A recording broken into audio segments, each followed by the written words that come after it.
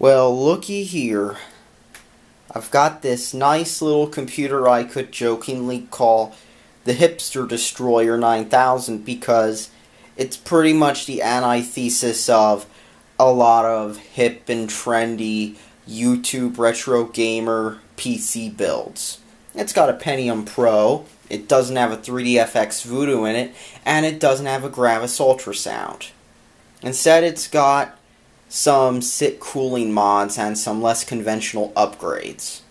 So let's take a look at what's inside this system. First off, on the front we can see a DVD drive from a Dell that was going to the scrapper anyway. So let's pull these side things off, and then you can slide the cover forward. Let's put it back here. There we go. So let's take a look at what's inside of it now.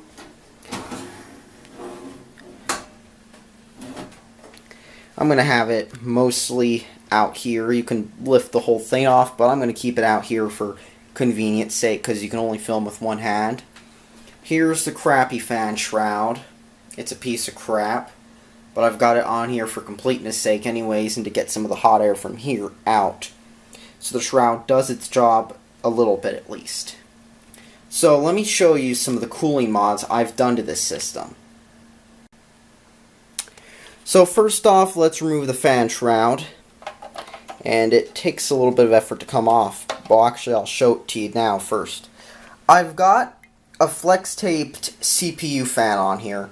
And that's because this Pentium Pro normally runs so hot that the heatsink that's passive is oversaturated. So I decided I'd flex-tape a heatsink. A heatsink fan, that is, and it's working so far to keep temps down. So now that the heat shroud is off, you can see that Phil Swift's flex tape really does a good job at holding the fan on here. I mean, flex tape really is good stuff. They're not kidding when they talk about it. It really holds the CPU fan in onto the heatsink really well. I mean, they're not kidding when they talk about it on those commercials. Here's the fan at the back. And down here is the PCI/ISA card cage area. Now, in this period of system, they did a clever trick. Basically, they would put ISA and PCI slots, and they would share the same slot. Basically, taking advantage of the fact that ISA cards were oriented one way and PCI the other. So this thing is packed to the brim with stuff, but we've got our network card here. We've got a Matrox Millennium. We've got a little PCI slot cooler, you know, the ones you can get at your local Micro Center.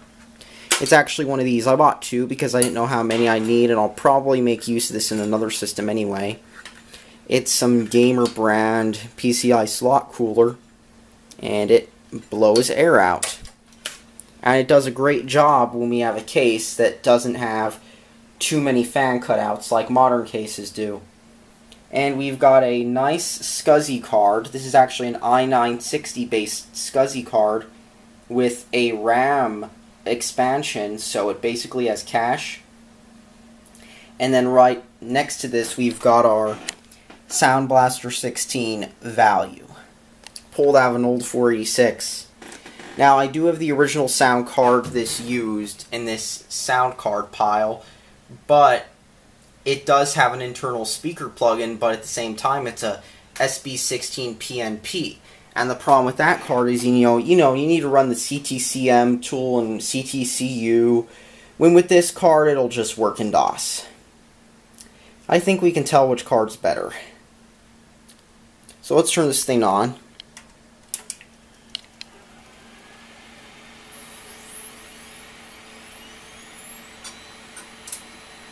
And you can hear that SCSI drive click up. So this system is booting, and it has a nice little HP Vectra BIOS screen, but when the whole SCSI card kicks in, it has its own BIOS. The old version would display a nice Adaptec logo, but this version I updated it to. just displays the texted app text. So we've got ourselves a SCSI drive that's like 18 gigs. Let's go to command prompt only. And let's go to, let's load a demo.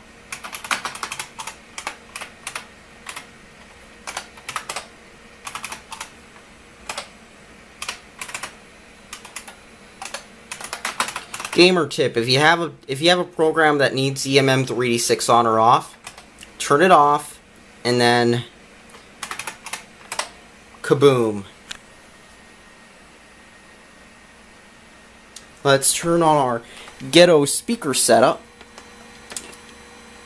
because I disconnected the onboard one.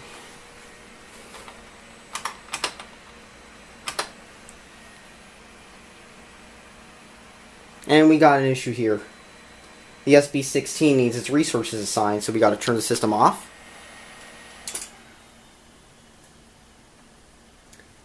You know what, I think it would be best if I showed Windows 95 off.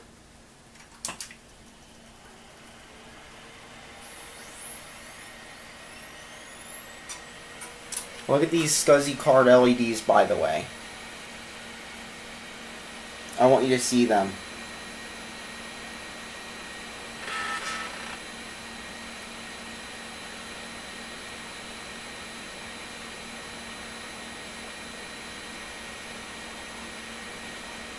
Now it's doing the BIOS, waiting for devices.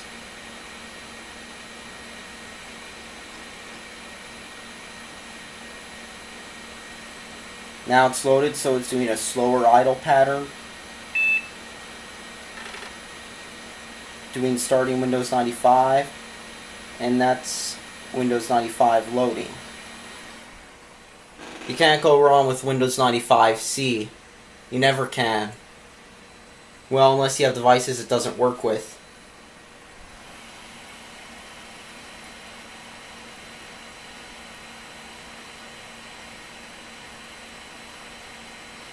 Let's take a look at the back of this. So we've got ourselves a fan, some fans, our sound card, the SCSI card, and then we've got our usual array of ports. And then right here is the hard drive access panel, which I've removed so that the SCSI drive gets more cooling. Let's press enter.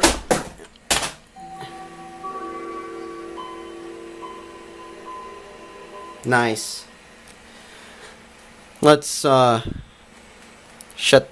to my computer and hit properties. Yep. Pentium Pro.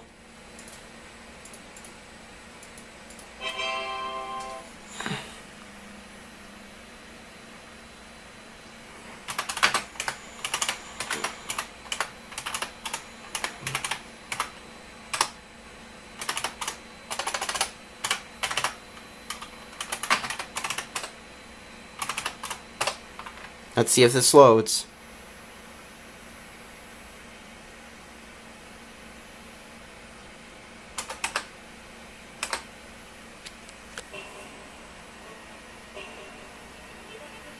Nice.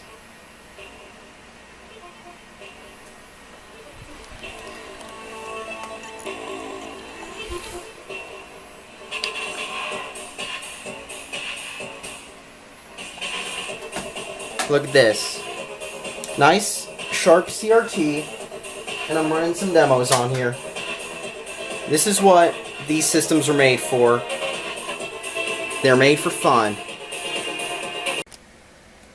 So this system runs great for the most part. I mean, sadly I disabled one of the COM ports so that I could get an IRQ that wouldn't conflict. I mean, that's sort of part and parcel with these old systems. You have to sort of get an IRQ configuration that's exactly right or it will throw a fit.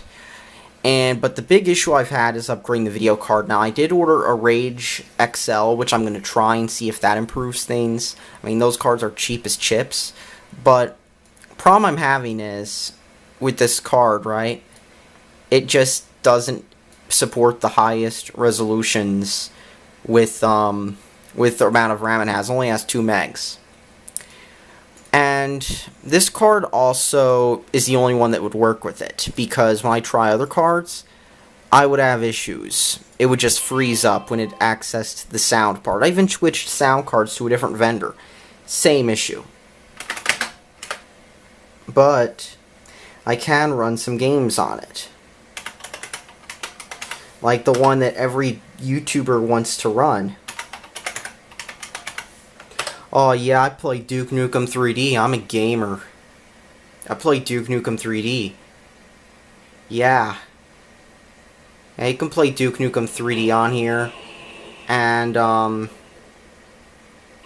I think I actually set the resolution up a bit, too. Yep. This will run Duke Nukem 3D alright. At 640, 480. Not really the biggest Duke Nukem 3D fan. I prefer, like, Doom and stuff.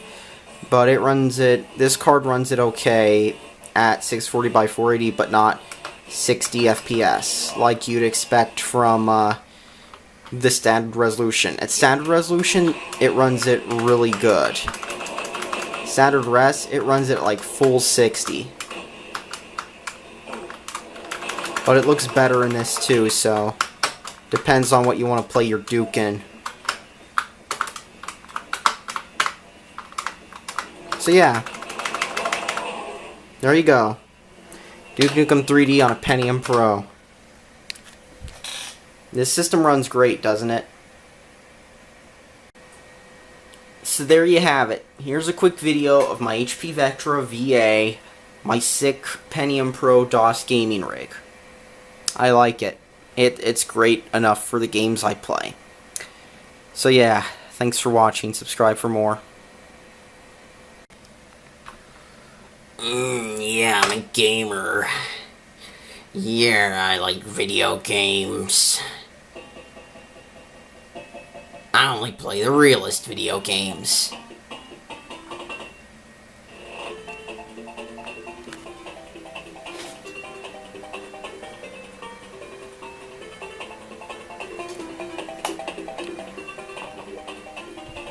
Yeah.